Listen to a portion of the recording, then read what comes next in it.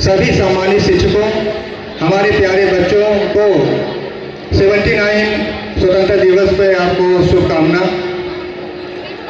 आज हमारा जो शीर्षक है वो है संविधान का गठन। संविधान का गठन बेटा यह एक ज्ञानवर्धन टॉपिक है, आपके ज्ञान को वृद्धि करने वाला है कि हमारे संविधान का निर्माण किस प्रकार से हुआ। ये बेटा थोड़ा शांति बनाए रखिए। संविधान का गठन दो प्रारूपों में हुआ। पहला भारतीय प्रारूप। भारतीय प्रारूप में सबसे पहली बार बाल गंगाधर तिलक ने 1895 ईस्वी में अपने एक पत्रिका जिसका नाम था स्वराज बिल में पहली बार उन्होंने संविधान के बारे में वर्णन किया, उल्लेख किया। इसके बाद 1922 ईस्वी में महात्मा गांधी असहयोग आंदोलन स्थगित होने पर संविधान के बारे में जिक्र किया कि हमारा एक संविधान होना चाहिए जो भारतीयों के द्वारा लिखा होना चाहिए। फिर 1928 में मोतीलाल नेहरू ने नेहरू रिपोर्ट में संविधान का उल्लेख किया। 1934 ईस्वी में कांग्रेस का लखनऊ अधिवेशन में संविधान के बारे में हमारे क्रांतिकारियों ने जोर दिया और 1942 में भारत छोड़ो आंदोलन या क्रिप्स मिशन में संविधान पे जोर दिया गया।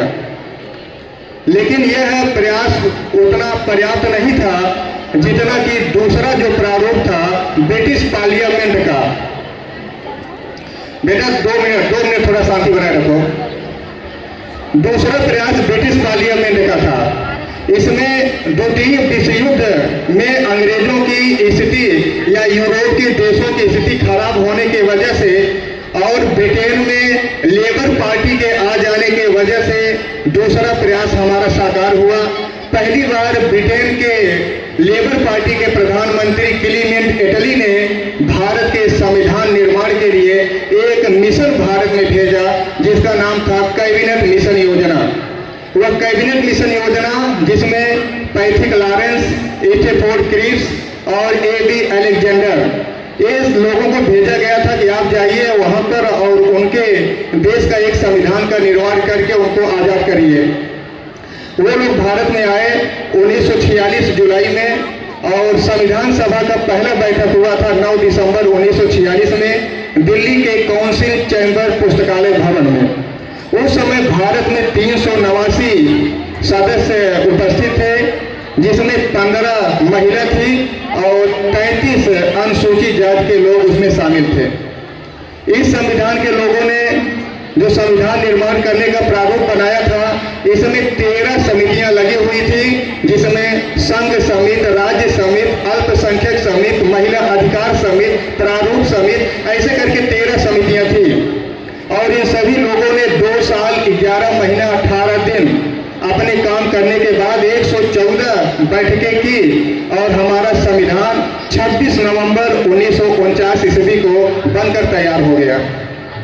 इस संविधान में 395 अनुच्छेद, 22 भाग और 8 अनुसूचियां थी, जबकि इसी अनुच्छेदों में भारत शासन अधिनियम 1935 का 250 अनुच्छेद अक्षर से ले लिया गया था और इस अनुच्छेद में अमेरिका के संविधान से, कनाडा के संविधान से, रूस के संविधान से, जापान के संविधान से, ऑस्ट्रेलिया के संविधान से भी बहुत सारी चीजें हमारे संविधान निर्माता लोग लिए और संविधान में शामिल किए।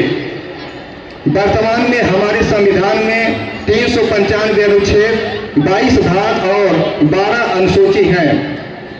इस संविधान का अंतिम बैठक 24 जनवरी 1950 में किया गया था और उसी दिन भारत के पहले राष्ट्रपति डॉक्टर राजेंद्र प्रसाद को राष्ट्रपति और नोबेल पुरस्कार विजेता रविन्द्रनाथ टैगोर जी का उपन्यास गीतांजलि जो मूल भाषा बांग्ला में लिखा गया है इसका जन गण मन पहली बार राष्ट्रगान के रूप में स्वीकार किया गया और तब से लेकर आज तक हम राष्ट्रगान के रूप में इन्हीं जनगण मन का प्रयोग करते हैं और सर्वसम्मति से पास किया गया और हमारा संविधान 26 जनवरी 1950 को लागू कर दिया गया। ये 26 नवंबर से 26 जनवरी के बीच में केवल 2 मिनट की कहानी है। वो ये है कि जब 1929 के लाहौर अधिवेशन में कांग्रेस का अधिवेशन चल रहा था, तो उसी में 26 जनवरी 1930 को रावी नदी के किनारे बहुत बड़ा आंदोलन हुआ था। पहली बार हमारा झंडा फहराया गया था, पहली बार स्वतंत्रता के लिए कसम खाया गया था, और उसी में हजारों लोग की हत्या हो गई थी, वीरगति को प्राप्त कर लिए थे। तो उसी हत्या को, उसी वीरगति को, उसी त्याग और बलिदान को जीवित रखने के लिए 26 जनवरी 1950 को हमारा संविधान लागू किया गया। और एक ऐसा संविधान जो बहुत बड़ा संविधान है, कठोर संविधान है। हमारे संविधान में हर एक वर्ग के हितों के सुरक्षा के, मान सम्मान स्वाभिमान के रक्षा के लिए एक बेहतरीन संविधान बनाया गया है। और एक बार फिर से हम आप सभी लोगों को इस स्वतंत्रता दिवस पर बहुत बहुत शुभकामनाओं और बधाई देना चाहते हैं। जय हिंद, जय भारत।